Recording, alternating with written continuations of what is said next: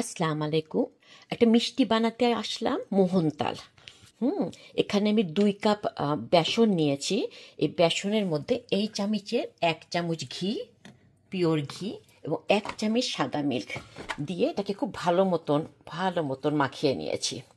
এখন আমি ছাঁকনিটা দিয়ে পুরাটা এখানে ছেঁকে নিব। এভাবে হাত দিয়ে যেভাবে হোক পুরাটা ছেঁকে নিব।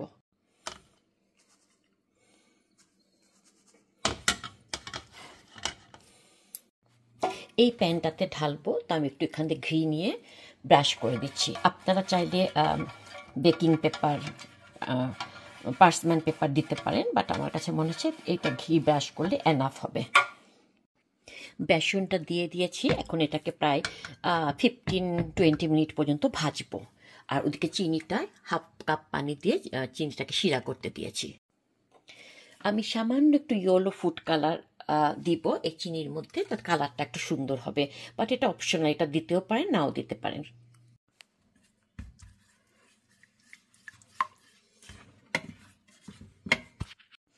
আমি সামান্য একটু এলাচ গুঁড়া দিলাম। আপনারা যারা সিনামন পছন্দ করেন সেটা দিতে পারেন, বা কি না দিলেও হয়, এটা সম্পূর্ণ অপশনাল। সামান্য একটু মিল্ক দিয়েছি, বেশি না, 2 টিস্পুন, এই স্পুনে 2 চামচ দিয়েছি। এক তার আঙ্গুলে ভাবে নিয়ে দেখবে, একটা তারের মতন হবে, পাচ্ছি না, এই তারের মতন একটা হলেই হয়ে যাবে। এবার এই চিনিটা আমি এখানে ঢেলে দিব।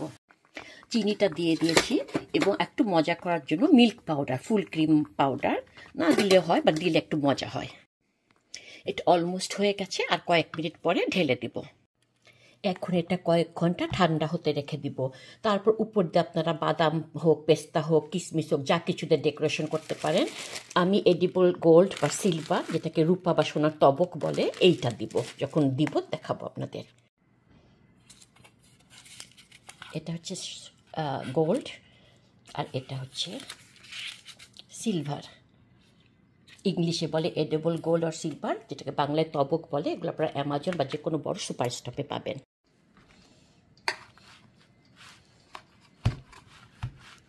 কিনারটা একটু ছাড়িয়ে নিতে হবে। আমি এখানটায় তবক লাগালাম, সোনালি আর রূপালি, এডিবল গোল্ড, এডিবল সিলভার। এটা আসলে আমার ভুল করে আমি ফ্রিজে রেখে দিয়েছিলাম লং টাইম, এটা খুব শক্ত হয়ে গেছে, তো একটু ওয়েট করছি, ঠান্ডা ছাড়ার পর তারপর মোল্ড আউট করব।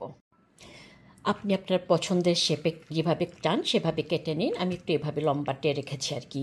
তো বাসায় ট্রাই করে দেখেন, খুব মজার জিনিসটা খেতে। মাঝে মাঝে বানানো থাকলে ফ্রিজে, মিষ্টি যখন খেতে ইচ্ছে লাগে খেতে পারবেন। তো ঠিক আছে, আসবো পরে আবার অন্য কোনো সাবজেক্ট নিয়ে। ভালো থাকুন সবাই, আল্লাহ হাফেজ।